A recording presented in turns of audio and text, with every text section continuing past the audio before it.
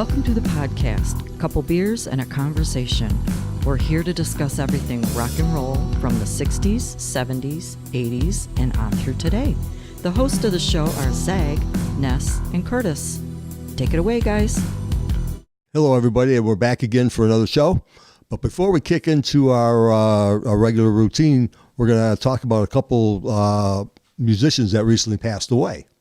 One of them is Jimmy Buffett, which is I'm a really good fan of. Kind of started out when back in the early 70s, just after Margaritaville was released. My cousin's band used to play a couple of songs in there, that one and Changes Latitude. And I used to ask them questions about it all the time. And there goes another beer. For Jimmy. But yeah, no. And then, because kind of like how I became a big fan of his was, like, say, I used to listen to my cousin's band. They used to play a couple of their songs in his set. And then we went up north for his wedding. And there's another buddy of mine, Randy, that also used to work at the music store too, that I used to hang out and take lessons at. And he asked me afterwards if I wanted to cruise home with him because he had the live album just came out. Beating Frenzy? No. No, this was a good one. It was a double you had to album. be there? Is that it? Yes. Yeah. 2 record set. A 2-record set. Yeah, I got it on a CD. Yeah. Should have been our live album thing, but we forgot that. Yeah. We'll circle around to that when we do our live album part 2. A reprise of that. But no, yeah, and it was pretty cool because he had it on cassette, and we smoked a joint and drove the 4-hour ride home and enjoyed the album. And ever since then, I slowly became a fan. Of smoking joints? Yes, smoking joints. Jeez, Well, you had back then. You had to, because that's what Jimmy was doing back then. So are you a Parrot Head? Would you say you're a Parrot Head? We're both pre-Parrot Heads, really. Yeah, probably the pre-Parrot What is a Heads. Parrot Head, though? Yeah. Just someone that is, they get into the clothing. Actually, they get into the music. There's a group of people that travel around. They actually do a lot of fundraising. I watched it was on Amazon Prime. There's a documentary on the Parrot Heads, how it began, and everything they do, and it was pretty interesting. Yeah, these people have more cash than Deadheads. Yeah. I mean, they do a lot. Deadheads were kind of the official first, though. Oh, yeah. Followers, weren't they? Wouldn't you say? I would say so. Yeah. Well, yeah. Deadheads, and you got the Parrot Heads. What did Dan Folberger have? Focal heads, or what were they called? I think just the normal Berg heads. But yeah, no. So ever since then, I've been a big fan, and that's about how everything started. You're pretty taken. You're shook up about this, then. I was bummed out. Yeah, I'm bummed, but Yeah. I mean, he I had his spent good, a couple days. He had a good playing, run. How old was he? 84. 8-ish, something like I that. thought it was 84, wasn't it? No, 78, I think. Oh, I was don't it? think he was in his 78. 80s yet. It's like So many 78. guys are dying so I often know, lately. yeah, I there's so forgot many- what Yeah, their he age are. No, but he was definitely unique. He started the whole branding of some, Oh, yeah. not only himself but the restaurants and the gear, and I mean, he had a record label. Yep, yes. And then Sammy Hagar kind of followed that. Yep. There's other people too. He started making his own beer. Yep. He had a catalog selling his own shirts and things like that, and you can go to his restaurants, and you have a side thing of all the merchandise. Yeah. Stuff like that. Yeah, I mean he was. Did he very ever creative. write like a depressing song? I don't think so. Yeah, Not sad really. songs. Most of He his had songs, ballads. most He had of a them lot were of ballads. upbeat though. Yeah, They they're were- all- it was yeah, never they're all- like a real negative guy. No, I mean that's the way he. The he phone wanted doesn't to, ring. It's me. I mean, It's you kinda hear sad. Margaritaville. Yeah, but it's but it's still all right. Yeah, it's still. I mean, it's. It's happy sad. Yeah. If that's Yeah, he's never been. He was always. I don't know. Every time I hear his music, it kind of just puts you in a good mood. It's good, Yeah, good I mean, mood, that's party what- music. Yeah, I mean that's the way he wanted to live his life. He's like, no, I'm gonna Yeah. live everything on an upbeat, positive outlook. Okay, now being a pre-Parrot Head fan, as you could attest to, we both came in. You dragged me in later on before all this hoopla and stuff. So I'm not one of those bandwagoner guys that dresses up in the crazy shirts and stuff like that. But I was never like that with even like Kiss. I never put on Kiss makeup on her, but That's right. regardless. You never did do that. No, I thought that was cheesy. You just But wore, you wore a lot of I bandanas. think That's right, he was in the bandanas. I was metal, as we discussed in the very first one. I'm still heavy metal. You are. But I think Jimmy created a whole culture, not only based on the Parrot Heads, but also basically took one song and turned into a vibe, a state of mind, turned into bars, hotels, beer, books, resorts. That inspired guys like Sammy Hagar and Toby Keith. I mean, there wouldn't be Cabo Wabo if it wasn't for Jimmy Buffett doing Margaritaville. And basically, the songs were just a great slice of life of observations in the life of the Key West. It was basically live for today kind of thing. Don't take anything too seriously. Best version of Brown Eyed Girl I've ever heard in my life is his. Yep. You know, I was surprised though, because I think he knew he was dying. Yeah. And he I mean, he had a lot of money, so I'm sure he had more than one house. But he died in like Long Island. He didn't die down in the in Kurt the Keys would have read and the all. book that I told him So I to. was kind of surprised. I would have thought he would want to end. Right, somewhere down He's where got the a house, music and he's at a house in Colorado. I mean, I'm sure it wasn't Long a- Island, where Yeah. that's where he had his boat stocked. Down obviously in Florida. Well, I think he he still maintained a house in Texas. But he's I been. I read that he sold the house in Colorado. Oh, okay. He got rid of that one. But yeah, you figure that he'd want to be down either in Key West or Yeah, I was surprised. I didn't. I maybe mean, the medical treatments were better up there. could be. yeah. Probably down Key West. What do you got? Voodoo doctors?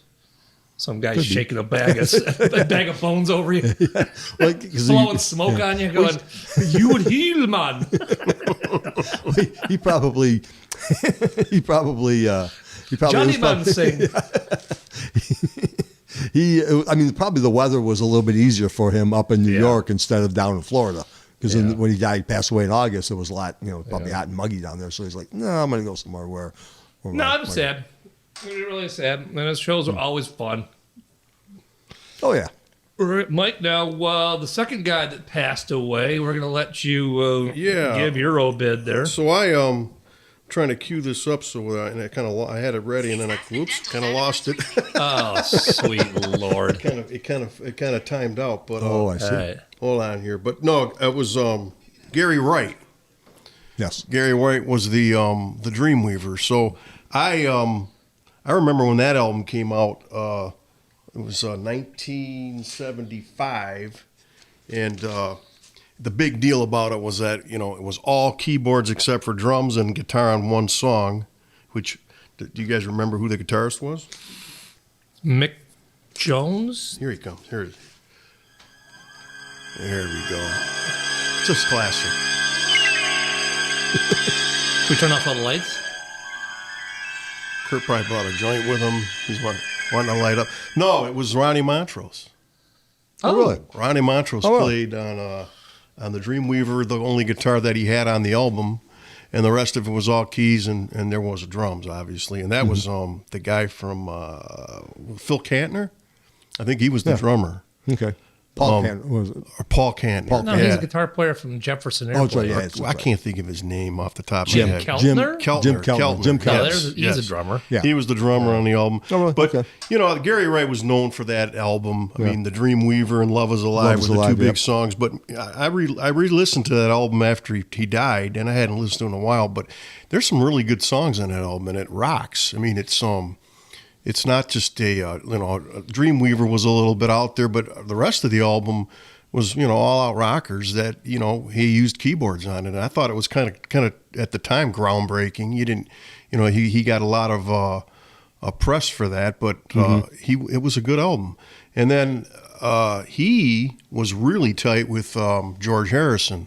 So he obviously was in Spooky Tooth before that with Mick Jones. Mick Jones came in on the second reunion of them in the 70s. Okay. But he became real close with George Harrison, and I think he played on at least 5-6 George Harrison albums. Oh, really? Okay. All Things Must Pass, which was one of his big albums. Yep. So, the guy was, really known for one song that the average person, but really an accomplished musician. And he had he died when he was 80 years old. He was a childhood actor. He after that was going to go to school and become a doctor of psychology. Started actually going to school for that, but always played keyboards and was in a band.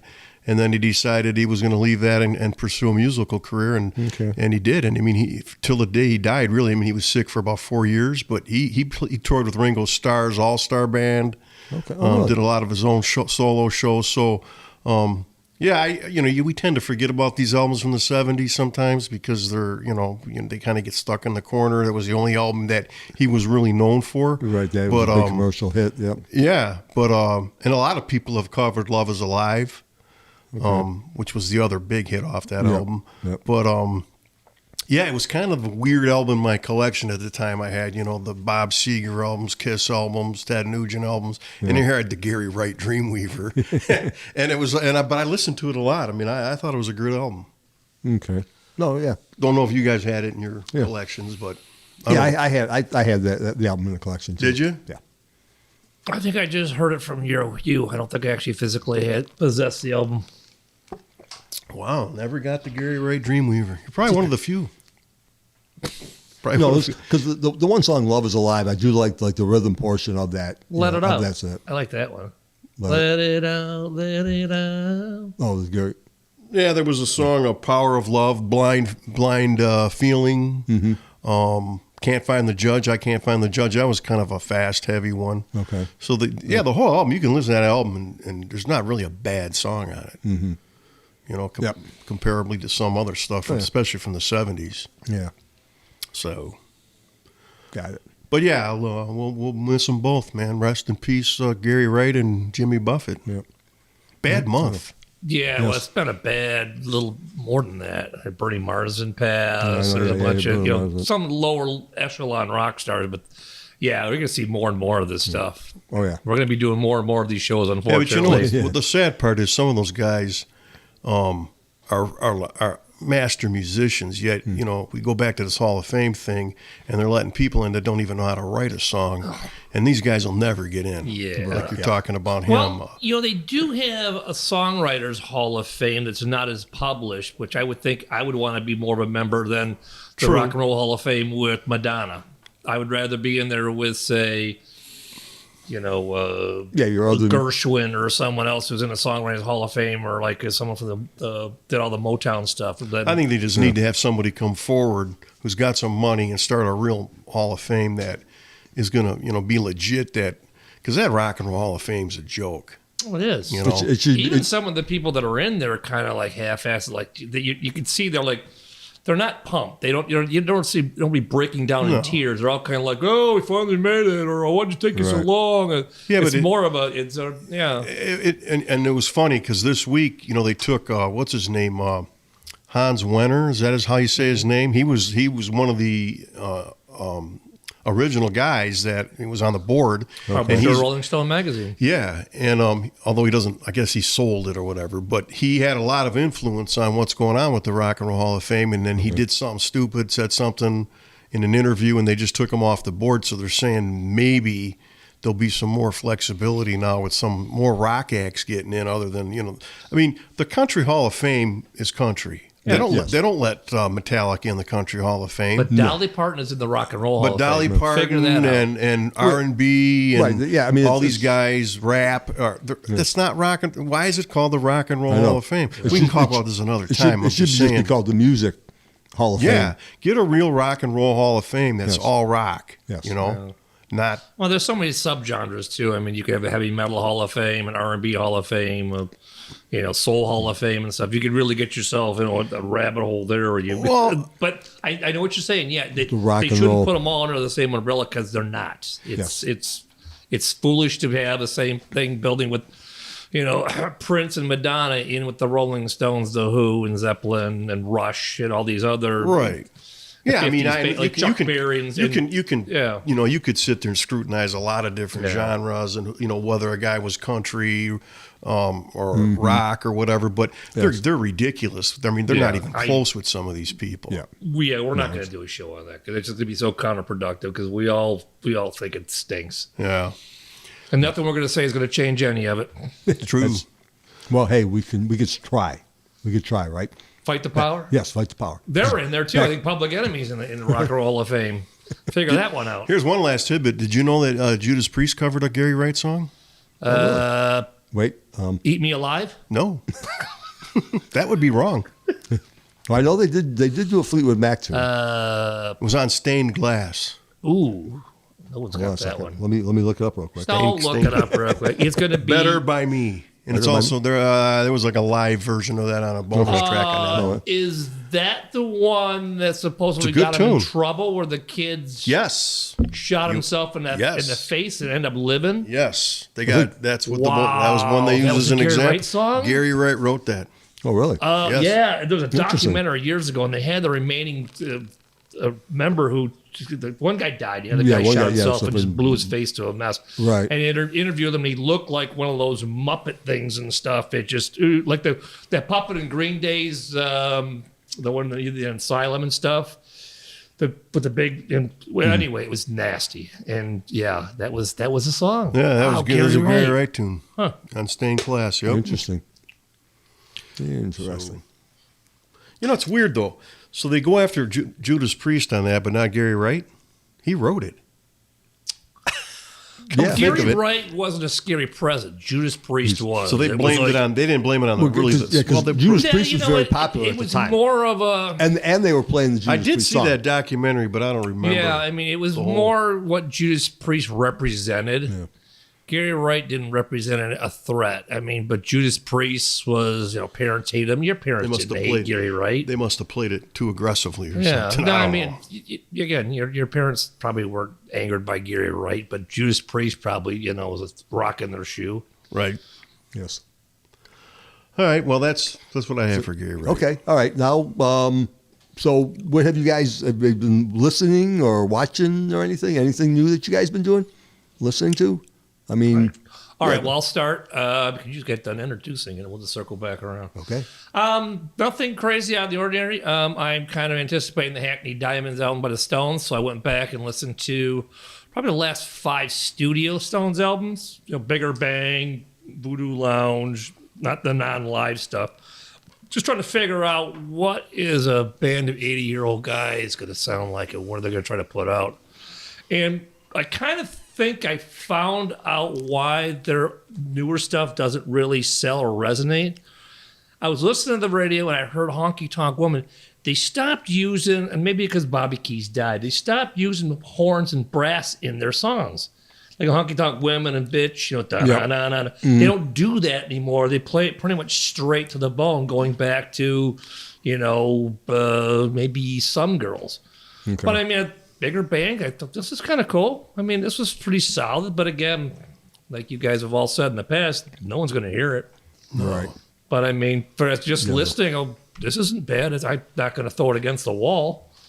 But yeah, I was listening to some old new Stone songs when I realized 18 years since the last Stone I studio know. disc. I can't believe that. That's So you're But going. just it'll be interesting because it'll be, let's say, 80-year-old guys see what their version of rock and roll is now, and and like their heroes, Muddy Waters, they're going to be sitting on a chair like we are right now, playing and strumming and stuff. They're going to, until they drag them off. but any era from us, it's never going to get any airplay. You're going to have to find it yourself. Yep. Listen, search it out, find it, go buy it, Right. and but it's not going to get on the radio. So the days of our era bands really having hits anymore. I mean, even when you talk about like a Bruce Springsteen, he doesn't get airplay anymore on his new Not stuff. really. No. That's a good point too, because he's still putting albums out, isn't he? Yeah, he still puts Mellencamp. Like Bon all these Jovi. guys still put albums out. You don't hear them on the radio. When's the last time you heard You might new hear it on Bon XM Jovi? once in a while, Right. on some off station, but you're not gonna hear it on the local terrestrial radio. No. No. It's a shame. all looped music now. And again, we're going to talk about that at 1.2 when we're podcast about how we listen to and consume music nowadays, because right now it's bad. Yeah, It's just bad. It's just the same 50 songs or 30 songs in rotation and flip flopped. Yeah. Yeah. But no, actually, what I did is I actually watched a documentary that was it was called Inside Metal. the pioneers of the LA metal scene, and it was actually kind of cool. They have guys like they were interviewed. This is mainly was through the 70s up to like the 80s before the big whole hair band and the LA metal scene really kicked in. They were talking about a lot of stuff, like say working the bar scenes, trying to get a record deal and stuff like that. And they were, they interviewed like Dave Manchetti from Y&T, Don Dokken. What was that on? Actually, it was on the Roku channel. I got a Roku stick, and they have their own list of channels. It was on there, and it was actually pretty cool. And Recent? it was the documentary was made in 2014. Okay. But I just watched it like just recently, about a month ago or so.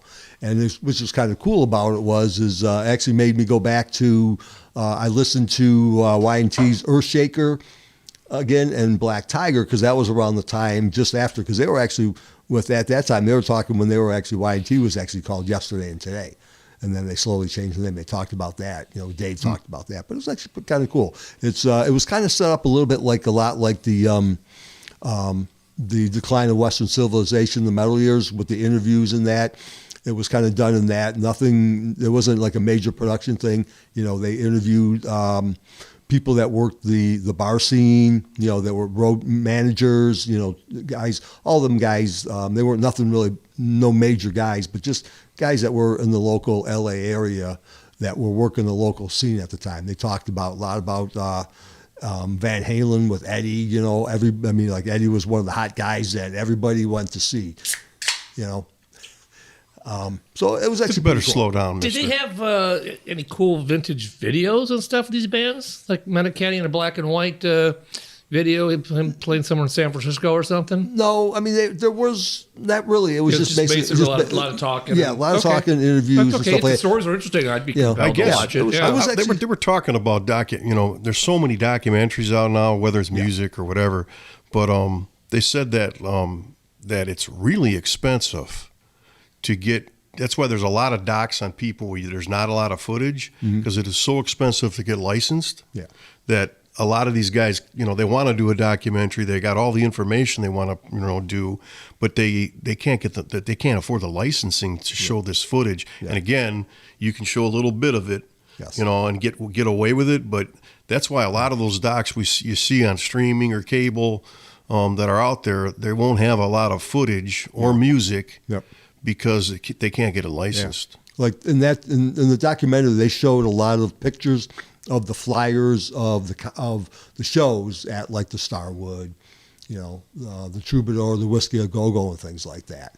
And what was kind of neat about it is punk was kind of coming up at that time too. They was becoming pretty popular. And what they were doing is a lot of the bars or a lot of the people they were booking, they'd book a punk band and a hard rock band at the same time. So you get this large group of people. And it was interesting because a lot of the punks guys used to hang out for the hard rock bands, and a lot of the hard rock fans would get there and watch the punk. That's actually how the amalgamation of Motorhead and the Ramones. Yeah. A lot of people wearing the Ramones shows are wearing Motorhead shirts and vice versa. And it was the same kind of thing. You said the same group of people Yep. that were there to just want to hear something loud and fast. It didn't matter, if they had haircuts or black leather and stuff. Now to get to your point, as far as like securing video rights, the US Festival. That's why we never saw a full film of that, because there's like only 3 songs of each band. Yes. And how come we never saw a full film footage? Well, It had that's to be interesting. of No, California that's Jam. interesting. I don't know if it was in the documentary or I heard Rick Emmett. Triumph was one of the few bands that got the rights when they originally played the US Festival. that was in their documentary. I They remember that. negotiated it. To They have have their full own- rights to their music from the US Festival. 'cause Most of the bands don't. Right. 'Cause they That's why actually- you don't see much from the US Festival as far as the full concert of what they. But Yes. I have the Triumph DVD, So do I. and it's the full concert. Yeah, It's the full set I have that because too. they own it and they can sell it. Well, now going back to like you were saying about not securing the rights, there's got to be a full video of the Cal Jam, Ted Nugent, Aerosmith, Again, Hart, they them might have guys. maybe they That didn't was- Oh, we secure get it. bits and pieces of that too. Yeah, I don't. This is No. probably the same thing. Yeah, that's not even out on CD. I had to double. Oh, it's Yeah, not I on got- CD. I got the album. Yeah, the album came out when the original. It's but on the- CD. It is? Is it? Yeah, I got Kel Jam. Oh, really? But it's not the full. No, but I he- got both the original release that came out on an album. Yeah. And then I also got that bootleg that was out at 6 CDs. Oh, really? Now I don't know. If, I never checked to see if they were full sets, but it does have like more heart songs on it. More. It's got Foreigner on it. That's Dave not Mason's on Foreigner's there. not even on the album. Santana's on there too, right? Yeah, there's Rubicon. Who the hell's Rubicon? That was Jack Blades. Was it That was Jack Blades' first band. back then? Yeah. What, was he 10 years old? Yeah, he's Yeah, up there, man. Hey, Okay. Neil Sean was in Santana. But he was the 16. sound quality You're right. on some of the 15. bands is really good, and some of them it's a bootleg. I'll have to, you have to But the, burn yeah, my the copy Kel of it. Jam CDs that was out, Really? Because I, been out and re-released. oh, yeah, really? there you go. Well, burn us a couple of CDs of that. Yeah, burn this. 'Cause I- burn this, but I 'cause will. I- 'cause I looked Whatever for it. one you want. Because I looked for it and Well, I don't think you'll find it. You Now, have to because buy it's it been- used or something. but- okay, so it's not out in print. Not like Mike's it's the only been- one that has it. He has Okay. the Yeah, I masters. only have He the has only masters. He- Well, He the has the original. masters, and he's not living out It originally came out like on Columbia Legacy, Okay, but it's hard to find. all right. Yeah, Mike's got it though. He does. We'll I have got to- it. Yeah. We'll have to Found go- in Al Hey, Capone's vault. Yeah, I got it. We'll have to go over his house and play pool and listen to it. Speaking of Y&T, did you ever see that documentary? No, I haven't yet. I haven't either. I've looked for it. There's and I a haven't- doc out on Yes, him. there It's is. supposed to be really good. Yes, But I haven't seen it anywhere. I heard an interview with Dave talking about it, and yeah, I haven't And, seen it. how many guys are dead from that band now? All of them. He's the only. He's the only survivor. Yep, he's the only- Jeez, oh, yes. man. Yep. Leonard. Well, like of the original four, Leonard. The drummer he died, and the other guys.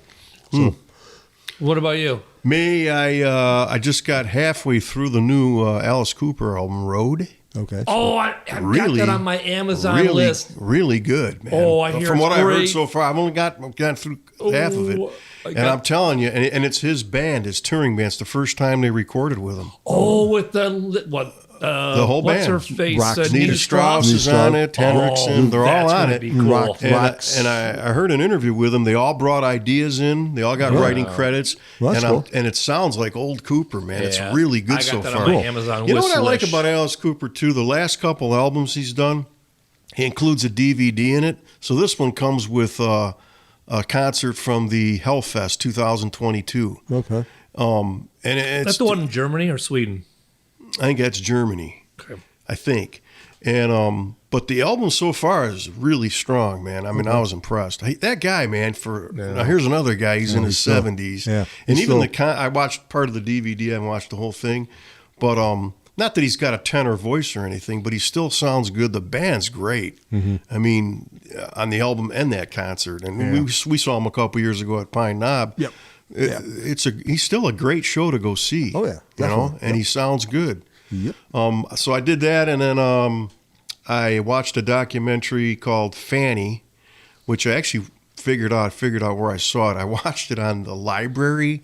You know, each public library you can go on and stream off of it. Okay. And that's where I found it, and it's about the first actual woman band from the '70s, all women band. It's a really good doc.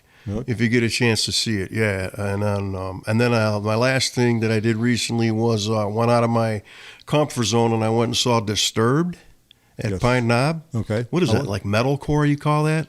I seen them open once for Ozfest. I thought they were really good. Something David or Draymond. other. Yeah. Great stage show. No amps on the stage, all lighting, fire. It was really cool. Okay. Different than what I'm used to seeing with our, classic rock bands and Right. metal bands. But good crowd. I mean, I was expecting a young, kind of, rough crowd, but there was all kinds of people there our age. It was a good mix of people. It was packed, and I'm glad I went. It was a good concert. Okay. I'm not a major Disturbed fan. I know some of their stuff, But you're majorly disturbed. that was their thing, man. They said we are all disturbed. That's their slogan. We are all Okay. disturbed. But of course, right. Sound of Silence got a big, huge. The lights, Right, yep, yeah. flares were up, and Yeah. so yeah, it was cool. Got it. Okay. All right. Other than that, that's That's You've all. been pretty busy. Looks like he was. Looks been like he's very- been he's really, been really pretty busy. busy. been I very just- busy. Oh, Well, he's the busiest guy. Now you just cut your damn grass. The neighbors are starting to talk. I know, I know. I drove by your house. It's looking pretty bad there. I watch a documentary and wine tea. Yeah. I can't cut the grass. You guys did a commercial without me because I was cutting Bob Seger's grass. damn What are you right. talking How'd about? that work out for well, you? that's why I can't cut my grass. He's got a huge lawn. Yeah, I'm sure he does. Doesn't he give you like a riding lawnmower you can at least use? So he make you do a push mower. No, he won't let me. It's not environmentally. He's got one of them ones, correct. the old ones that you physically push and it's I got have to the do the blades up to it. non-engine one, the propeller one. That's what I got to use. With the little catch bag at the back. Oh, sweet Jesus. we've been Okay, so what's moving. our topic today, Kurt? We've gone off the rails again in a good Okay. way, but I think that we should get it back on track there. Okay. We're going to leave you to do that with your MTV shirt on. Yes, and that's what we're going to be doing. Is what type of effect did MTV have on the viewing and listening to music? Now, it did if you're not aware of this, MTV was created August 1st, 1981 was the first day that. Oh my God. Yeah, that's all I know. That was Old. a long, long time ago. You guys both know the first video, right? The Video killed the Bogles radio or star. Buggles The or Buggles. something, Radio Star. Yeah. What Video. was the second one? Pat Benatar's. You got it. You got it. Yeah. Oh, go ahead. I'm sorry, What Kurt. was the third one, though? Probably commercial. It was Eddie Money. Well, it was not. Duke Jupiter. Quarter flash.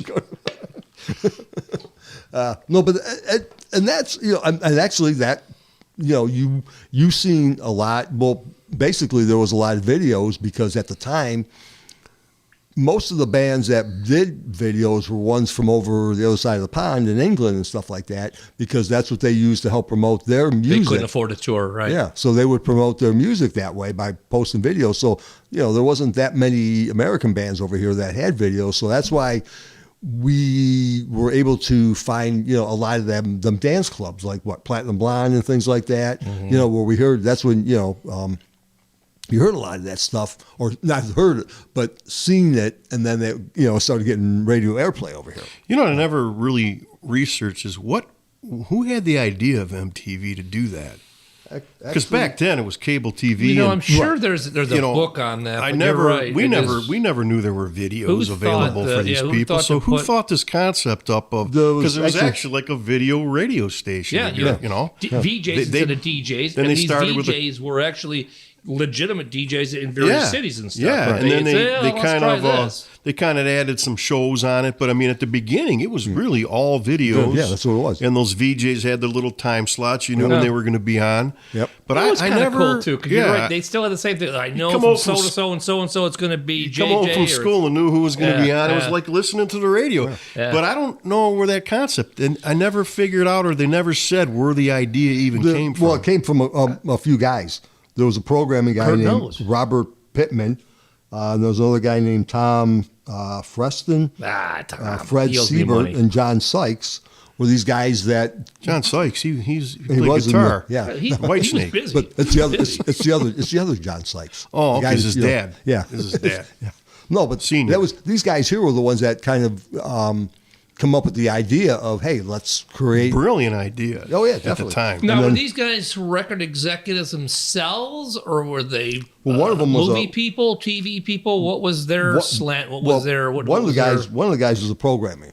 He was a programmer. So these Okay, guys so were he was some of just these looking guys. for programs, and he figured, okay, I stumbled across. We all know that in the Triumph documentary, Triumph was ready to go. Triumph had like a boatload of videos. That's why you saw a lot of Triumph in the beginning, because Yeah. they were the only band that had a lot of videos. So he was probably a marketing guy. So okay, Yes. I got you. And if And I then remember right, that was never live, was it? Those were all No, these- recorded yes, segments. yes, and, they were. Yeah. Yeah. There was very, very, very few live breaking news things. Yes. I don't recall anybody breaking in and say, "Oh, and what's And then, happening now?" Then But the guy that helped get it launched on, and that was this guy called Les Garland. He was the founder of Afterplay Entertainment. He was the guy that helped them get it distributed out, is what it is. Okay. Because not every, when it first came out, it took a couple of years before it even came to our area in St. Clair Shores. it wasn't. was very, Yeah. it crawled along. It came out of the East Coast, obviously, and you're right. A lot of Middle America didn't buy into that because a lot of that stuff they were still sitting there. Well, a lot of this is Satan's music or whatever and stuff, and there was still. And actually, the thing was is even back then is most of your cable companies, when they Oh were yeah, I going think it was to more distribution that way. Because Yeah. you're right. I think most of the cable companies were more ass backwards than the actual content And then themselves. Yeah, I think Canada followed suit and started Much music. their version of it. yeah, Yeah. much Yeah. music. Yeah. So no- it really was a big deal. Another thing that kind of held it back a little bit too was some of the cable companies would go into the individual cities and come up with spark up an agreement with the city, say, hey, we're going to run cable into your city. The city council would get together and say, okay, yes. And sometimes they tried having input on the channel lineups that the cable companies would have in the individual cities. Boy, does that sound like the music lists that DJs are being told to play here? Yeah. You know, hey, Yeah. you can only have this many stations. You can only play this many songs. Now, you worked in cable. Do you have any kind of insider training knowledge and stuff as how that? No, because I remember going to some of the city council meetings Really? when the cable company would want to add a channel. Right. And, they would be up there. And you can see the city council, if they felt like no, they would stand and say, no, we don't want this channel in our city and stuff like that. And also another thing is some of them, depending on the design of the cable system back then, was some of them were like, say, like 35 channels. And if it was already full, you had to remove a channel to add a channel. All right. This was back in the But I'm sure there analog was days. money involved there. Right. You know. So, and a lot of the channels, like say like TBS owned TNT and all that stuff. So to remove one of the channels, it's almost like you had to find a standalone channel that wasn't part of a group of. Great, that smells like a monopoly of some sorts. But no, it was and then if you're going to take eventually one channel, but I've got 3 channels on there and Yes. stuff, I'm going to take my ball and go home. And Yes. then they're going to say, well, no, we kind of need you. Oh, that's pretty sordid. Yeah, so it was, it seemed, but yeah, it seemed like, it seemed mostly it was, new at the time, but no, there was some big business involved that, but yeah, no, it took a while. Because I remember when we went out to the US Festival out in California, what was their big slogan out there? LA wants their MTV. Remember that? Yeah. Yeah, that was back in '83, and LA didn't even have MTV at the time. Well, That was 2 years they old. would run those commercials. I want my MTV. That was their big. But no, there was on, they would be promoting it right on the Right. stage. They would say, all right, everybody, come on, 1, 2, 3.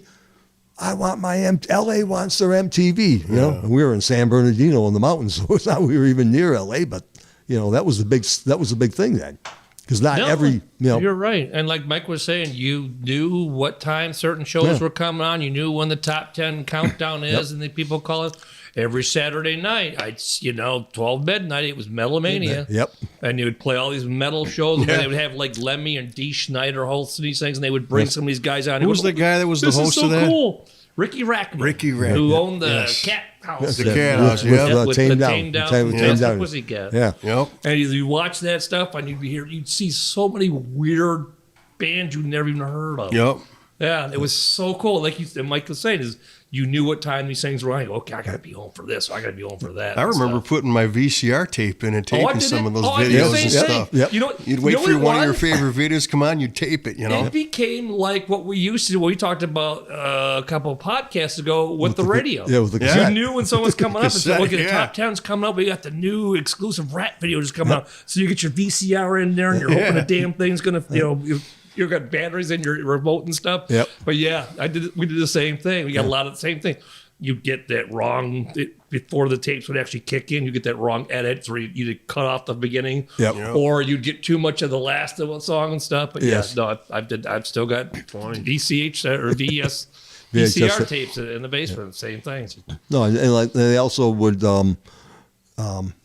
release the concert tours of some of the bands and stuff. Like Yeah. They would show, so and so's going on tour. Here are some of the dates that I already have on things like Yeah, that. you know, So what? MTV News was kind of handy for that. Yep. But yeah, now that said, though, how did that did it add or subtract to your love of a band, music in general? I mean, was it something like, well, you'd be a purist that says, no, I want to be able to listen to the song and make my own opinions and stuff based on how I hear it? Or do I want to have a visual that's stuck in my head forever that every time I see that song now, I'm going to see Tawny Katane rolling all the time in front of a hood of a car? I think it was just an added. I've never before that. I never visually. I had I never had visuals for songs. You had to actually rely on your own mental. Yeah, You know. But now it added another layer because now, like even to like you just said, or Judas Priest and Other Things Coming, where they shoot the guy's head off. Yeah. Anytime I hear that song, I think of that. Oh yeah, no, I think of that. I think of that video. The song's a really good, powerful song. And you look at this goofy video and you're going, "This is stupid." The guy gets shot and his pants fall down. I don't know if it never made me buy an album. No, but it's the song overall. But if you liked the song, you're going to buy the album. Yes. But it did add it added a visual part to it where something every time you hear that song, and to this day, and there's certain songs I can still remember part of those videos because they played them a lot of them over and over again. Like they're burned into your head, like Rats Round and Round. They're at the table. You could almost watch that thing, and then when Warren crashes to the ceiling and he's doing the guitar, so you could almost know when he's going to do this, and then Robin's upstairs doing this and stuff. And it's kind of cool, but on the other end of it too, they would overplay some songs that were kind of bad, like remember "Hammer in My Heart" or something. It was one. Oh God, The Way That It Is. The way that it is. Who is that? Your Ride's the Heat. You Ride the. Oh my God, that song was. The whole thing was bad. The whole experience was bad. And this is the rock song band, right? And the video. And this is the era where girls are in bikinis, girls are hot looking. They picked the 4 ugliest women in Britain and just put them. I'm going. Wow, you couldn't find. The song was bad. The video was bad. And then Journey, even though it ended up not hurting the song, but that video with their fake keyboard playing, that was a bad video. It was separate ways? You wondered if they were they really another ugly-looking plain Janes walking through the dock and stuff with their little. It was a bad video. On her face. They look corny. Yeah. So that was kind of cool in the one way that, because there were some that were so bad. And we talk about them. Did you see the new Journey video? They look like a bunch of idiots. Well, that was a really cool video, but it didn't ruin the song. And now they do say, though, that the Billy Squier video killed his career. That killed his career. He was rolling around and sat in sheets. It killed his career. Yeah. So in some cases, I guess it did. Yeah. So that was like a career break. Was it Rock Me Tonight? Because they were showing remember they used to show Rock Me Tonight or...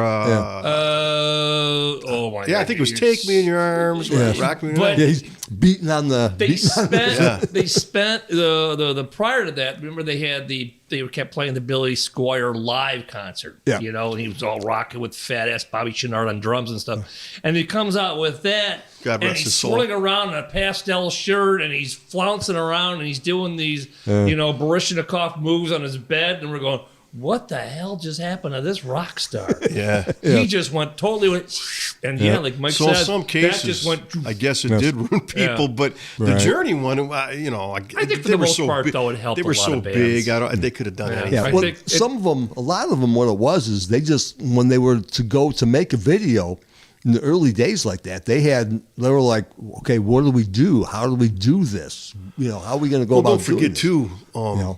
As time went on, then it became how much because they spent a lot of money. Well, they were spending more on the videos than they were the album. Yeah, and then it was how extreme are we going to be? Right, and we got to be kind of a competition. What are we going to do with different? Yeah, the first couple videos were more. They were maybe they were pretty simple live ones. First one was a live one, and then as time went on, they got real extravagant. You'd hear they spent $3 million on that video, and you're like, geez, I know. So now they said you can make videos like they did back then for nothing. There's so much technology. Now, to kind of jump off what Mike was saying earlier about, bands you've never heard of before that you'd see them. I've got probably 3 or 4 things I've actually had Mike burn me over the course of the years. Like the producers, Sheila. You would have heard that in the radio at all? No.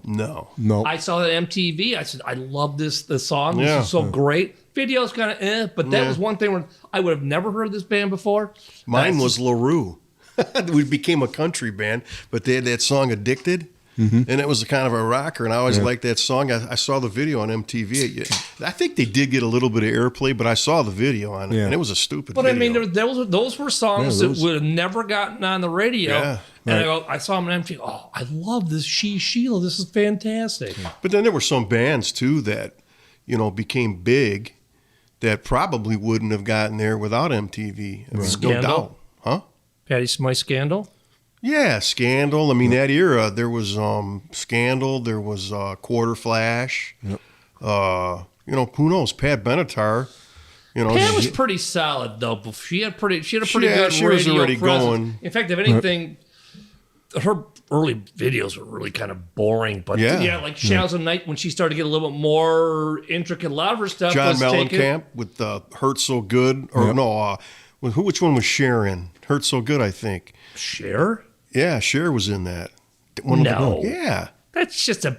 No, it was Cher. I think I'm almost positive it was Cher. No. Look it up. That's the one with the riding on the motorcycle. Yeah, I think it's Cher. What they hear, that's not. Yeah, that's I not could Cher. swear it's Cher. She I ain't read going that. to Right. Indiana for All right, well, John it looked Cougar. like her. It looked just there like you her. go. I'll But I go mean, with that. video kind of broke him. I mean, nobody really Boy, heard that of was him kind till of a then. plain video. They played too. it all the time. Yeah. But and just, then it that resonates album with was people. huge for him. But see, his videos actually got better as it went along, like Lonely on Night, and Yeah. Rain on a Scarecrow, Yeah. when you got a little more But introspective. I think that helped him. I think that Yeah. pushed that yes, album. that would, got yes. airplay after that, and so that type of thing for people's career at the time. Yes. What do we think of bands from our era that were not really forced to do it, but weren't used to the video medium, like Lightning Strikes, Aerosmith, Ted Nugent, bands that never had any video kind of presence and stuff, but being told now, hey Ted, hey, it's a video age now. We need to put some videos out, and he's probably going. I don't remember a good one. A Ted Nugent one? I don't think so. Did he have a good one? Litmus Dangerous? No. That's No. kind of Well, that was one with the Vegas one. She's Yeah, walking down the street. Yeah. Well, see, that's Tied Up some in of it- Love was I'm all just right. saying, how do those guys you think adapt to that? Like, I don't think Well, they what like. about Aerosmith's Lightning Strikes? We saw that all the time at Harlow's. Yeah. Well, another thing that happened was a lot of these bands from the 70s Crespo. that a lot of these bands from the 70s had a hard time transforming into the 80s because a lot of them, because as time went on, it became more of an image thing. So your image of yourself Right. became a big thing. They're worried about overexposure. Yeah. But I mean, just in general, your physical look. If you had, some of these guys from the 70s, a lot of these rockers were probably a little bit chunkier. They weren't really, BTO. yeah, BTO was one of them. Well, some of them talk. Leslie West. I've heard some of them talk about that where Yeah, they well, didn't Well, like it. we all know They the liked Ann the Wilson. anonymity before, Right. And then all of a now sudden they're it's like, they're that's what on I'm saying TV is- all the time right, and they're now in demand. now they got to be on TV. But someone like ZZ Top had helped their Oh, career, I hell think. yeah. well, yeah, you know, they started using the keyboard and the programming Well, yeah, keyboard. it changed That- their whole sound for that, Yeah. 4 albums that they did. Yeah. Oh, And that blew the 80s right out for them. right. Because Right. back then they were just a big old blues band. But some of That's- them, they probably had to be sold on the idea, because some Well, of them, that's what I'm saying. I think because they some of these totally- guys, they were like say they like the I anonymity. can't see guys like Bruce Springsteen jumping up and say, yeah, I want to make a video. But some of his videos weren't bad. I mean, Well, I think they ended up Glory warming Days up to it and stuff, saw what it could yeah, do for their It careers. depends on who the video director was. And the good thing is, too, is in the beginning, you're right, a lot of it seemed like really bad VCR, You had these- videotapes. But as they started getting like the Wayne Ishams coming in there and some of these noted directors coming in, where for better or worse, the videos got a lot more glamorous, a lot more shit going on. Now you got horses and you got, smoke clouds and stuff like that. It sometimes got a little if bit too distracting, but I mean, Dio made some really good videos, and none of them made sense to me at all. Some Guy of was them, walking through the some of them, burned-out you church, holy diver couldn't with the figure the sword. theme out. You're like, what is going on? And then Yeah. some of Yeah. them you never did get it. Right. But another cool thing is once in a while somebody would actually have a different version of the song. Hart did it with Nothing. Was it Nothing at All? Nothing at All, yeah. It's a totally different version. It's still a studio the version. album, yes, because there's a chorus in the end too. Yeah. I know what you're talking. I thought that was kind of cool. Yeah, Nancy does. I think she actually sings like a couple different background courses that Yeah. aren't in the album too. That didn't happen a lot, but that was cool when No, it did once happen. in a while you'd get Yeah, that. you would, yeah. There was Really a cool. couple other ones I don't remember, but they did. They would put a Why different do you version think in. they did that? I don't know. Just probably to change And things you up. always wonder, is that, this was the one that we were supposed to hear, and they did put it on the album, or And vice some of versa? them, It I could've bet been, you could've some been. of them, if you asked them, they couldn't even answer it. It's amazing sometimes when you hear these old timers talk about what happened in the past and what versions were put out. Right. They didn't even know. You know, they would go in the studio, cut this stuff, and put it out, and they didn't even know what they were. You know, they didn't have any say in it. Well, Right, it's kind of record like the old companies. Keith Richards line. He goes, when, who was it? Chuck Lavelle asked him, he joined the band, he goes, what key is this thing? He goes, Keith says, well, I know I wrote the song, but doesn't mean I know it. I believe it. I've heard that many times. And now with all these extra stuff that comes out after they die, or they come out with box sets. They got I got that Tom Petty box set. I mean, there's like 3 versions of Refugee. Yeah. The Last Rumors re-release for Fleetwood Mac had a whole different version of Going Your Own Way, and it's instead of the one part of the chorus, it goes like one. Thunder, and I'm like, where would this version come from? Well, I mean, the same with Led Zeppelin when Jimmy Page started re-releasing some with them with the extra disc and stuff, and you know, the early take versions of certain songs that they just, you know, they were writing a song and they change the lyrics or something like that. Yeah. You know, it's just that's what. But another band that I with the whole MTV thing was Duran Duran. You know, they were very creative with their videos. You know, they really jammed them down our throats, didn't they? Yeah, I mean, but you're right. They were very watchable. Yes. Again, made no sense of what was going on, but they were very, very watchable. Throw a couple girls in bikinis and stuff. I'm glued for 2.5 minutes. They go out to some exotic place. A couple years back, Duran Duran came here and played at Royal Oak. Okay. And about a week or two ago, they played at Little Caesars. How did they go from Royal Oak? What? Because they got in the Hall of Fame? Probably. Then they play Little Caesars? Well, maybe the tour was the tour was they weren't sure exactly how much demand they were going to have, and they probably did Royal Oak and go, hey, right. Wait a minute, there's more demand. No, Kurt, you're probably right. They probably undersold themselves. Like, no one would want to see us. And they said this thing sold out so and so. Too late to switch plans midstream. Okay, well, next time we come around, let's do LC if we can. I didn't think the demand would have them go to Little Caesars even now. I thought, maybe Fox or Fillmore. I was surprised. Who knows? I mean, maybe a promoter stepped in. An arena tour. I don't think any one of us here are really big Duran Duran followers, so we don't know what the trajectory of their career is. Maybe they're making a comeback. Maybe they've done some stuff that, Well, they got in the Hall of Fame. I mean, that probably helped a little bit. I don't know if I don't think anybody pays attention to that. Most of their fan base was, women. What's with the Taylor Swift hype? Why is Maybe it's all the women that now that are in a menopause stage and stuff are now circling back You're around. laughing, but you don't know. I mean, I don't know what gives them a surge like that. They had kids and stuff. Duran Duran wasn't cool. Yep. Now they have menopause. They're having second thoughts. Well, I really want to see Duran Duran again because that John Taylor's cute. He's yummy. So who knows? I don't know. Then you go see him. He's not even in the band anymore. Some other They've all spent their whole lives trying to figure out women. It's just not going to work out. So now, as far as like toward the end, when it got to be kind of big business and stuff, I always got the assumption that the record companies got more and more involved in telling you, Mike, we're going to play this, kind of like payola. Mm-hmm. It's like, okay, we're going to play this artist. It wasn't as free form and as Helter Skelter used to be, where it's like, hey, we need videos of playing stuff. You got anything for us? Where now it's like, okay, no, you're going to be playing these here, or we're not going to give you these videos. They would hold back.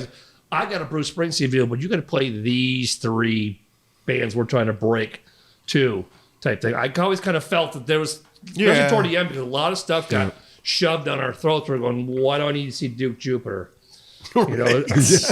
Somebody liked it. Yeah. Or maybe that's what was the end of. I don't know. And why did MTV ever end? And then was we it had viewership? controversy too when they started going, okay, well, it wasn't rock and roll. It wasn't a black, representation. Then they got the Michael Jackson Prince thing in there and stuff. But it was their first thing was, MTV's too white. There wasn't enough artists of color. And then it started mixing it up. That kind of started where it started to not say jump the shark, but kind of got diluted to the point where you didn't know what the hell you were getting. You get Whitney Houston backing up to the Scorpions. Yeah, but So it's like, okay, what am I doing? What are we doing You here? mentioned Michael Jackson. It used to always piss me off when they played that stupid 20-minute version of Thriller. It's like, what With the gives this guy dancing. 20 minutes of airtime Hey, for a video? I mean, then it got kind was of popular. ridiculous. Record company It was probably It got popular. kind of big, ridiculous. You wonder. Well, they had for a while there. Remember they used to have the Beat call It too. Didn't the Beat It had a big Yep, intro? beat it. Yep, beat it. Yep. Yeah. Yeah, because they had But what I'm saying is then they had for a while there where you had the you had that call in. They'd have the video How rigged wars. was that? But I mean, but what I'm Yeah. saying, I mean, but just it was a creative thing, Yeah. and and I'm sure they It had. was like a radio DJ. Say, call in for now for Right. your Yeah. favorite song. But I think the reason why they stopped playing videos is probably because it ran its course. They weren't probably getting the viewership as much anymore. Well, then they started getting all the TV, Yeah, and the Recall and all those shows, which I never watched any of those. I didn't think. Mike is so on this. Keep going. Keep telling me when they jumped the shark. You same thing. When they started doing the Real World, Yeah. they started the They Total start Recall becoming more of game show. a Mike TV is show totally on station. this. Yep, that's exactly And what then happened. they just But got they rid of probably had the And it viewership. cracks me up because Wow. they just said Metallica's going to have a video for every one of their songs on their new album. Like, I mean, this would have been a great gonna time to see have that? MTV. Well, they're going to, you can go on YouTube and Yeah. watch them, but they're still making videos. So I never got a reason or read a reason why MTV. The only thing I can figure out is The dollar. The views were coming Yep, the down. I don't views, know. yep. I never heard that, and they started trying all these TV Now shows. this is all. Now they started going downhill. That was all before this pre-streaming, all this social Yeah. media and stuff. Right. This started going Downloading down all that. way before then. Right. It's just the viewership. No, Mike was so on top of that. But you're right. When they started diluting it and they started putting Jackass and stuff on there, it's like, okay, what are we doing here? Right. But That's when they jumped the shark. When they got away from that. But if they're getting if the viewers are going, if they're just playing videos, and the viewers start dropping, and then you start putting on these other shows, and the viewership goes back up. Selling commercial time. That's the big thing. But is what selling makes it commercial drop? time. I mean, obviously, at that point, it's got to be a question of quality of videos you're getting. No, it's just the people, they run its course where people aren't watching, I still would do that. I think it's just, 'cause- Maybe we would, but you know what? Just like kids, they don't buy CDs. Right. and That's what I'm saying. albums. No, they're As- starting to buy vinyl or something. But, See, but kids are mostly But streaming. as music. as the viewership, as when MTV first started and it was at its peak in the middle '80s, towards the end of the '80s, it's same with the music thing of the heavy metal and the hair band slowly got away because people were just okay. I want something different now. You know what they could have done that would have been smart, and they kind of inched around it? If they would have did more documentaries behind the music. Now if they would have wedged that with the videos, VH1 did a really good job with that. That would have kept yeah, a but lot of people that involved didn't there, last too. either. They cut that out too. that- Well, there's VH1. so many bands you can hear the story about. Okay, we got together, we broke up. One No, of the but guys died. there we doesn't got seem back to be an together. interest in Right, it's just, it's the what's his viewership. name show? Trunk. What was it called? Metals. That That metal, metal show. show. Yeah. I thought That was a good show, but Right. he tried getting that going again. Nobody wants it, and he doesn't own the name. Why? He can't get any station to take it. Crazy. He's willing to do it again, but Yeah, nobody he wants would to have bring it everybody up. So on there there, must be a too. reason. There must be the younger There will- generation just isn't interested Yeah, they're- in seeing it. Yes. Because he would have. If you can get George Lynch to sit there and play her outros up on the in the stands there with all the people and stuff, and he had the box junk girl and stuff, so she was the eye candy. You had a couple of smart asses on with Don and Jim panel, and stuff yep. who were hilarious and stuff. They would get a good cross section. Obviously, He's Eddie tried. had some problems with certain people and stuff, but for me, No, he said Yeah. he said he's gone to Access TV. That would be a good home for it. Oh, I yes, don't want that it. would. No, you know what they got on Access TV? They got some ding dong who sits there and he brings celebrities in there and he force feeds them chicken wings with various degrees of hot sauce on it. That's a good show. No, it's Jeez, not. oh man. It's And people called. people are watching that. Yeah, Yeah, apparently. I want to say it's something called the hot seat or something like that, or the hot one or something. But yeah, it's one guy sitting there with a bunch of things there, and he talks. Like I said, I'm talking to you and stuff. Right. Hey, Kurt, how you doing? Blah blah blah. And then during every periodic question, you try a different hot sauce as you go down the line. Right. Dumbest concept ever. But yeah, Someone's watching it. There's enough people watching it, and then another big thing is they're getting the advertisement dollars. Yeah, that's what it's all about. Because when I was reading in that one book about the right of the dial, is they were saying that that like adult contemporary stations were very popular on the radio dial, but they couldn't get advertisements for them. So they basically, there's a certain genre of radio stations of music just kind of faded away, even though they were very popular, as they couldn't get the advertisement dollar. But the advertisement dollar would go to, the younger buying publics, even though the other formats were more popular listening wise. The advertisement dollar was going here, so that's what they had to ride with. So if there wasn't any advertisement dollar for the video portion of MTV, but it was for the Jackass shows or whatever you want to say, that's what they had to go with. But wasn't the AOR segment was supposed to be why VH1 was created? Because it was supposed to be less rock and roll and more kind of softer. Yep. But as far as like you were talking about did you say radio? That it was the AOR people were having a hard time. Yes.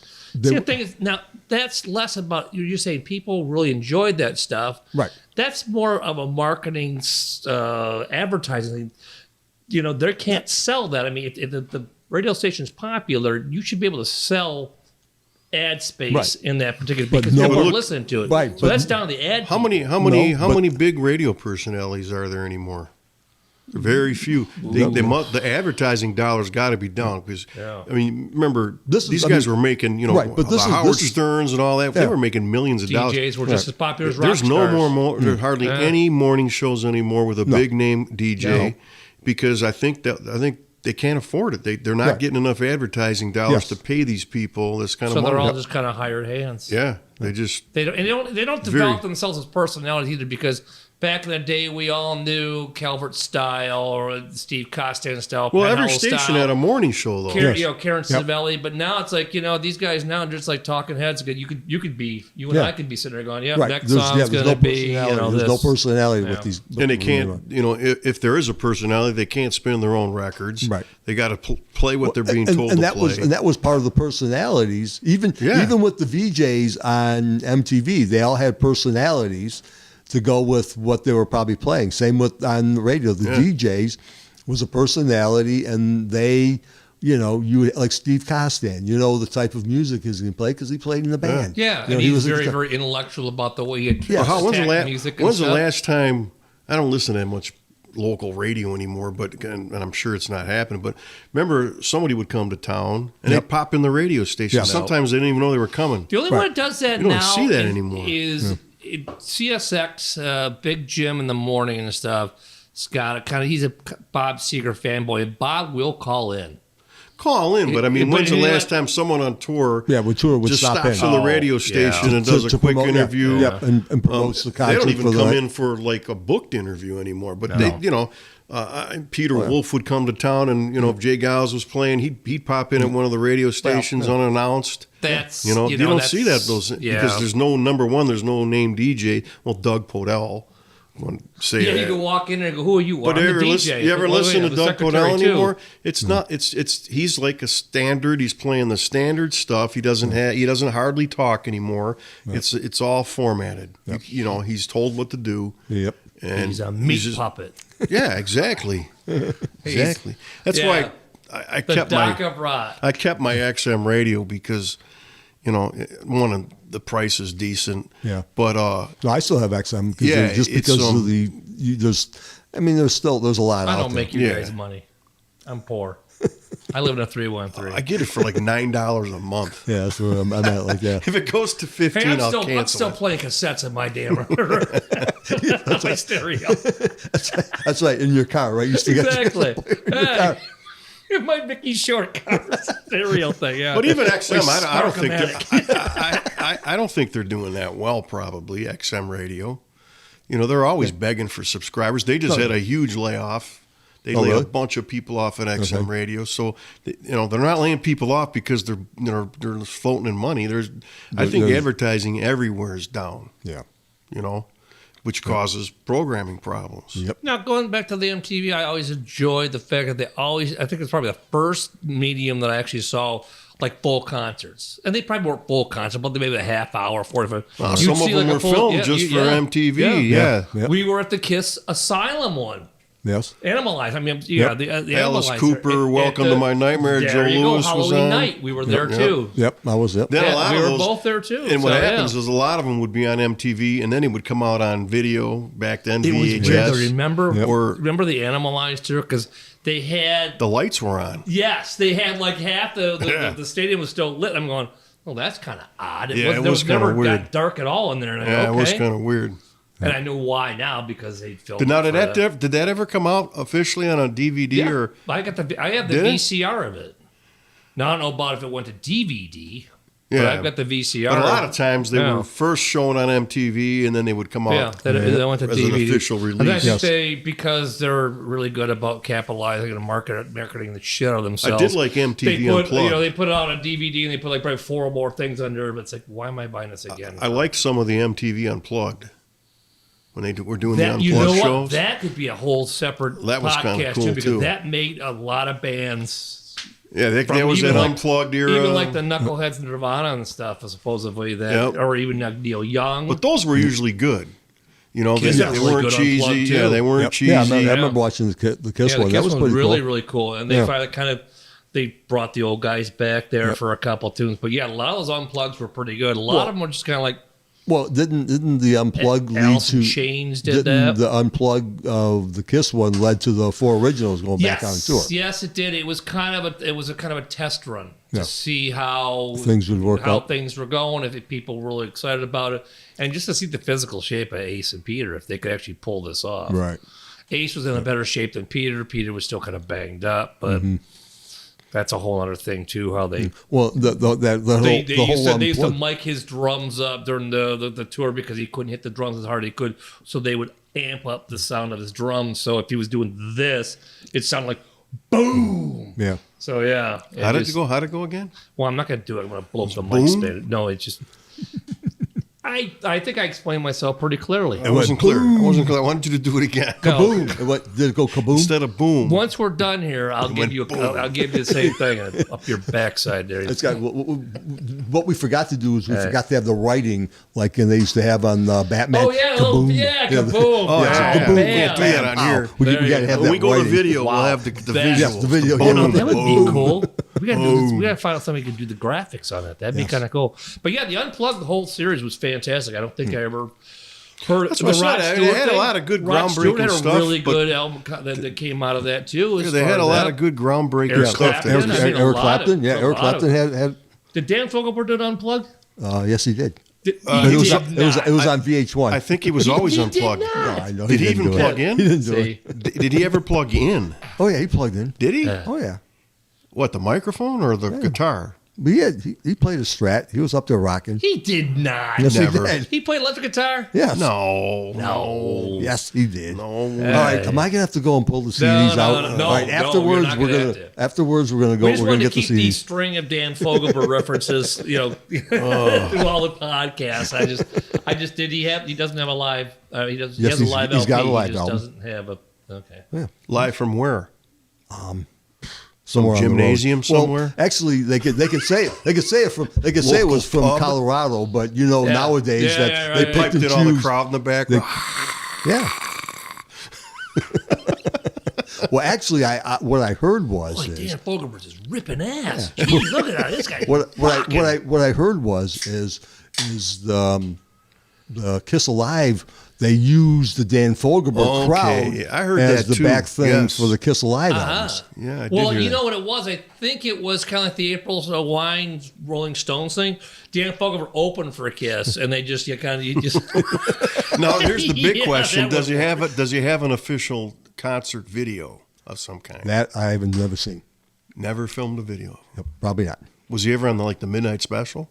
That's like, We know he existed. Maybe Dan I Fogelberg don't never even know. existed. Is No he one real? ever saw Is he him really? live. Is he real? Is he real? Is it real? I think he's a figment of your imagination. Huh. All right. Okay. It's the original artificial intelligence, right? They created So this now, whole. all right, so kind of circle this thing and put a bow on it.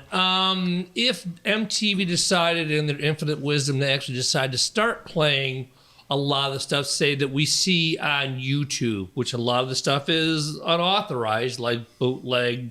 I've seen like a live show from Van Halen in Montreal, which is kind of sketchy, and some of the stuff I sent you guys. Would you be more apt to watch MTV, or do you get most of your visual music stuff from streaming like services like YouTube? Does that satisfy your need for looking up? I like the fact that YouTube you can pick whatever you want. Yeah, If that's I what want, yeah. Hey, if I've got a hankering, I want to see Pat Benatar and stuff. Type in Pat Benatar, I'll get that. Yes. Where MTV, it's kind of like you got to kind of wait your turn type thing, Right. and take your chance. Yeah, I mean. But you I think mean, that, well, would the that thing would it is- save MTV if they went back to a video format? I don't- rarely. I mean, I don't once in think a so. while go on. I'm just not. I don't like being on the phone. So I I would. do it on my I would- TV. Yeah, I would rather I watch. watch it on my TV. I would I watch watch YouTube Yeah, on my but I TV. mean, I don't really look out videos anymore. I mean, I don't either. I mean, if it's but if it I was see on, something, if I turned on MTV and they were showing videos, I'd watch. I probably I would do But that I too, don't search for them. See, no, I got classic MTV on my cable package, and I'll flip through. It's part of that in the bottom of the scrolls, which is your favorites or most visited or most recent visit, and I'll flip it every so often. I'll see something. I go, well, that's kind of cool. But you see, I'm unlike you guys. I will sit there if there's nothing on TV. I'm going, all right. I'll speak of YouTube, and then if something gets them as okay, Raven, show me Raven videos, and they'll just come. Let's drop this. Okay, boom. If I want to hear it, fine. If not, exit the hell out of it. Yeah. But I mean, do you search new videos for? No, Like, because I don't know what I'm I don't looking know. for. Yeah, I don't know The what I'm looking Scorpions for. have a new video. I'm sure they Yeah. probably do for Well, their what new you album. do- I all didn't you look. would- I never looked it up. You do a real simple And I'm a rock vocal. believer. You do a simple I'm a rock vocal. believer. Okay. And so am I. All right. But I never I looked would up do the a simple video. vocal search. I'll go Scorpions videos. And what they would do is it would come in there and all the Scorpions videos, and they would kind of tell you if they were the new ones or not. What I've been doing really, and it should have been more my, what I've been doing lately and stuff. I don't know why. I went to Three Stooges interviews. And there's this really Oh, cool yeah, I've done thing that. in the Yeah, 50s and yeah, stuff yeah. with Mo, Larry, and Joe Dorita and stuff, and Yep. with their wives and stuff. And I'm going, this is cool, isn't Oh it? yeah. Yeah. So anyway, I'm sorry, that's way off topic. Anyway, we're getting closer here, tightening this up here. So, do you want to do a fast, or let you anything else to say? No, like I say, I mean, it's. Well, I was like, I mean, really to start playing the videos again. I mean, majority of the viewership of it when it was original are probably either not around here anymore or just not really watching it. So, I mean, it would be kind of cool to do it, but yeah, I mean, yeah, you can go to YouTube now because, like I say, there are other formats to find some of these things now that you can just. I don't think that I've discussed this before. I don't think I'd be able to see as much Thunder Mother as I have by just saying Thunder Mother and the YouTube and stuff. I mean, if But in the old days, they would have broke someone like that on MTV. hopefully, Yes. yes. Yes. Yeah, More something than like that. likely, Yeah. if Yes. Yeah. or it was a Oh, good yeah. chance they could. Yeah, Yeah. because I mean, you figure that a lot of the hard rock or hair bands probably MTV helped out because Oh hell yeah! So, hell yeah! yes. A lot So- of these knuckleheads probably wouldn't have got this past square one and stuff. No. I mean, Yeah. and the ones that were smart and did really slick videos like Rat. Yep. I mean, and then Doc and toward the end, but I mean, there's that one, was it Burning Like a Flame, where they got the cartoons and they're on the fire engine and stuff. Some of that stuff was, but what they do is, It's Not Love, one on the back of the flatbed, which is kind of a rip off of the '69 Stones thing when they went through this New York City on the flatbed playing a whole set. Right. But I mean, some bands played it really good. Van Halen had some really good videos. They did. Yeah. The early ones were all live. Pretty much. Yeah, And that was kind of weird because never they did brought live. those out like later, like Van Halen after- had their own up to date from the and then all of a Unchained, sudden they started playing their old ones that they did all at one time on some soundstage somewhere. Yeah. But those were kind of cool. There was one that I think the one was from Oakland. It was a live. I think it was the Unchained. Is That Love? That was all from that one tour. I think the Mean Streets tour. Okay. Yeah. Yeah. So you could tell it was all from the same show, but there was like they pulled out Unchained and Is That Love? Or Is This Love? But There was one other one too that they'd play once in a while, but from the same video. Yeah. Can't remember what song it was from that album. I think. no, I mean, I guess I guess our final thoughts or my final thoughts was it was good for what it was at the time, but Right. obviously from what we were talking about here, kind of sounds like it outlived its But nothing's really come since to fill the vacuum. to fill the vacuum or help or promote It was- somebody. it was- other it was- than, It just got at more a time. diverse, if I don't know, the anything. streaming. I'm not a big streaming guy. I guess you can stream off everything, YouTube. So I don't see where that's it might be easy for people to find it was something that happened for X amount of years. There was a time when the videos were it, and everybody, like you say, ran home. You knew that 5 o'clock they're gonna so and so's new Well, you video would premiere. too. world I mean, it premiere. was- They were world premiere Yeah, videos. world Yeah, when you premiere, think and it about would that be- too, you think about what are we like Pavlov's dog and stuff. Because you're right. You say, okay, tonight at 10 o'clock we're gonna world debut the new Bruce Springsteen video, and guys will run home. And say, I gotta be here. See, but they've taken all that away. Yeah. There used to be. There's no excitement remember the anymore. radio? We got a concert announcement Yes, coming at 5 o'clock. You 5 had no o'clock, idea. yep. Then you'd be going, who is it going to be? Right. They don't do that anymore. Now it's 20 a year in advance. We're gonna U2 tickets on sale a year in advance for the Ford Field or something. They don't. None of that surprise stuff is. They've No. and I which miss I thought were that. great promotional I miss that. things. Yeah, because they would announce. Usually, they would announce the concert about a 5 month or o'clock, so. yeah. About a month or so prior to the actual show, but they wouldn't. Well, I get it now. Tickets are more expensive. They want people to have time to get money. Right. But they could still have a surprise announcement of some kind. With but now social tours media, are there is- announced ahead of time. You know, Yeah, I know, I it's- guess that's just taking the There's surprise out of no it. such thing as a surprise anymore. Everything No, is social right. media and stuff. But you're right, though. There was such and even going back to, and again, this might be a topic for another podcast. Like, you had to physically drive down to Cobo To and buy a get ticket. tickets. Yep. Well, that's You a- had to line the hell up. There Yep. was no, I can buy them offline or I can buy them on a secondary market. Of course, there were skill. Another thing I don't like. Thing I don't like now is these guys are putting out like 4 songs from a new album before it's even out. Mm-hmm. They'll put them on YouTube as with a video or a lyric video, and I think it was You can go to iTunes. You can go to Wolfgang iTunes. Van Halen released half his album before it even came out in singles. Yeah, streaming. that's what you can. You can And go. You can by go then to it's iTunes. like, where's the excitement to get the album? You've heard half of it already. Yeah. Where when albums were coming out, we'd wait for the day it was released and go get it at Corvettes or what was Music Stop. There was Music no, Stop okay, or- we're going to give you a teaser. What they would do, remember that the night it would come out, and this is more of a W4 thing. 11 o'clock at night, it says, we've got the brand new Ted Nugent Scream Dream out when they played it in entirety. And they got smart toward the end because they would start. People were taping them. They used to People were run, taping they them. used to run it from start to finish, but then they got smart because they knew people were doing that and bootlegging, so they started slicing commercials in there. Yeah. But that was still kind of cool. This is No, but you great. listen to the album, and Yeah. they might have said it's going to be out in a week or something. Yeah. They got a pre-copy, Yeah. and then you'd be waiting for the album. If you liked it, you'd go wait in line at Corvettes or go the day it was going to be out. But now that nobody even buys physical thing. No. It's all download. Best Buy doesn't even carry CDs anymore. Nope. Like I say, No, I'm totally with Mike on that. So that's a thing that we grew up with that I miss. The whole sense of excitement, that building of excitement. It's like, okay, the anticipation of going to see a show or getting an album and stuff.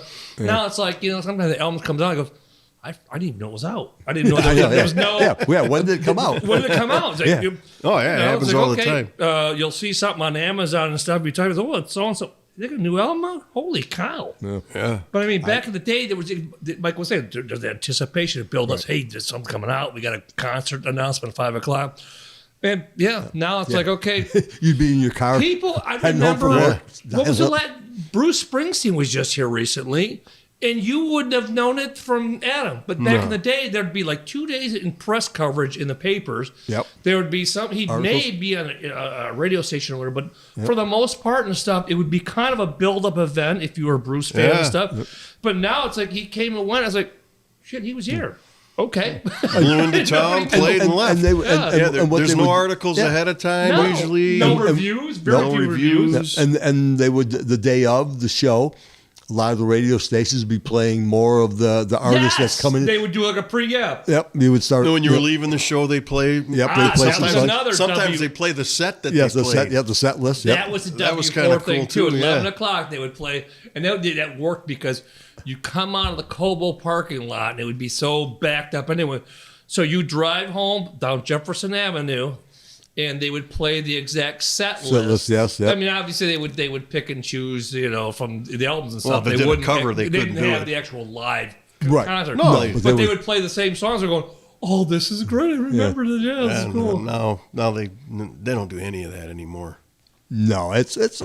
I mean, it's it's sad. It really is, because you don't know where was the line, where was the Rubicon that they crossed. Where okay, this is how we're going to do it now. It became so flaming corporate, and it was corporate before. There was payola and all stuff for that, but now it just got to the point where it's like, for us, again, this is another podcast. We live in a great generation where we saw, like your shirt says, all the great bands for as old as we are and stuff. But it's lost on these kids now. It's like, they consume it like they would, Taco Bell. Yeah. Nothing really just where, all of us had a kind of a passion, or we just kind of got pumped up for things. right. And it's like, whatever. Yeah. The whole industry though has become very corporate run. Right. Well, cookie cutter. With the internet, you can buy a ticket to an artist, any show on the tour, where you basically, if you wanted to see a band in a different city, you had to either go to that city or know someone that lived there to buy the ticket for you. Right. Now you could just go online. That's a good point. You're right. They didn't have like a ticket master. So if you wanted to go see John Butcher in Cleveland, you would have to actually go to Cleveland or or call them up and say, "Hey, John, I'm coming down to see you." Call them. Yeah. Call them. Okay. Saw him at the Ritz. First you would email them. Actually, I did see John Butcher at the Ritz. So did I. Yeah, I remember. I was at that show. He opened up for Giles at the Cobo. Okay. See, no, I saw him open up for the Kinks. I think he did. At Cobo. He did open up for the Kinks too. He Giles, was a we national saw- touring what's act. up? My God, Southside he Johnny didn't just do Asbury one Jews. tour. Huh? He didn't do just one tour. He opened up for Crocus Maybe too he should have. on some of their dates. What do you mean? Not here, but I he was about toured to with say. Crocus. That's kind of a weird. That's probably was the email that Zag sent to him, and he sent back. Goes, I got to this is talk where to I'm him. touring. I got to find out when And the then new he would- album's coming out. He's got a new single out. Oh, yes, really? Yeah. Okay. All right. So I mean, as far as that goes, So MTV we agree, was good for a time, and just kind of jumped the shark there toward the end there. But It's just, it's the listening habit or the viewing habit of the people at the time. God, and it was fun though. It really was. Oh yeah, it was. There was a lot of fun to it. I mean, it really created. It really created a new atmosphere of the way about how you listened, how you consumed music. I can kind of remember having it on and my dad coming in going, "Don't you ever get tired of watching this? Oh, I got that. Well, Don't you get tired yeah, of this?" I got a really great story, and my dad was kind of the he'd walk in, I'd be watching. It'd be a Kiss video, and my dad was, "I don't understand the GG thing they're saying, blah blah blah." Well, my mom would come in, and God bless her soul, go, God, that Paul Stanley's got beautiful hair. I'm going, so where am I at here? So anyway, yeah, we are running a little bit over here. So Kurt, why don't you put a bow on this for us and sing us out? You like that term today, bow. Yeah, Put I a said bow it on twice, didn't I? Oh, 3 or 4 times. Yeah, I'm getting cliched and hackneyed. Okay. Hackneyed Diamonds coming out on October 20th. Yes, it is. Rolling Stone. Oh, I'm excited. And Jimmy Buffett has a new disc coming out November 3rd. Oh, he's not gonna do the Jimi Hendrix thing where he's Yes. just putting out stuff where he's dead. No, he had one in the can. Yeah, I it was think. already in the can. And John Butcher's got a new album coming out. Oh, he does too? Yes, he Oh, does. Cool. All right. Yes. I'll be. It's going to be out. I'll have a review for you when it's He out. just- I'll have a review for I'll you just when be, it's out. Cool. Hey, that's great. In fact, the next podcast hopefully will be out. We'll have a review by then. All right. Okay. That'll be cool. I'll wear my get us shirt. out of here, I'll wear my Kurt. John Butcher shirt. All right. Well, thanks for listening. Hope you enjoyed it. If you have any comments or anything like that, you could always send us an email at couplebeersanda conversation@gmail.com or leave a comment on the YouTube page if you would like. Look up a Couple Beers and a Conversation. And this podcast was recorded and engineered at Fred Edison Studio, and it was produced for Zonal Productions. And I think we are done for today. Bye-bye. Bye-bye. Bye-bye. You can't leave